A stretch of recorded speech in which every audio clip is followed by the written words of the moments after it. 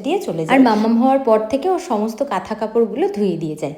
তো যাই হোক, এত কিছু কথা বলার একটাই কারণ, কিছু গণ্যমান্য ব্যক্তি থেকেই থাকে প্রত্যেকটা মানুষের জীবনে, যে তুমি ভালো কাজ করো চাই খারাপ কাজ, তুমি কিন্তু তাদের চোখে সব সময় খারাপ হয়ে থাকবে, কারণ তাদের খেয়ে দিয়ে কোনো কাজ নেই তোমার পেছনে লেগে থাকা ছাড়া। আর বিশেষ করে আমি যেহেতু ফেসবুকে ইউটিউবে কাজ করি, মানে আমার ডেইলি লাইফস্টাইলগুলো তোমাদের সঙ্গে শেয়ার করি, এতে করে কিছু কিছু মানুষ তো ভেবেই নেয় যে এই 3 মিনিটের ভিডিওতেই আমার সারা দিন কেটে যায়। আমি এই 3 মিনিট 5 মিনিট 10 মিনিটের ভিডিওতে যা কিছু শেয়ার করি, সারা দিন সারা রাতে সেই কাজগুলোই আমি শুধু করি, এর বাইরে আমি আর কোনো কাজ করি। তাদেরকে উদ্দেশ্য করে আমি বলতে চাই যে দেখো, আমি যেদিন ভিডিও বানাই, মানে এই যে 3 মিনিটের ভিডিও দিয়ে ফেলি, বা আমি যেদিন আমার সারা দিনের কিছু কিছু ক্লিপ নিয়ে তোমাদের সঙ্গে শেয়ার করি, সেইগুলো কিন্তু আমি অবশ্যই তোমাদেরকে দেখানোর জন্য করি।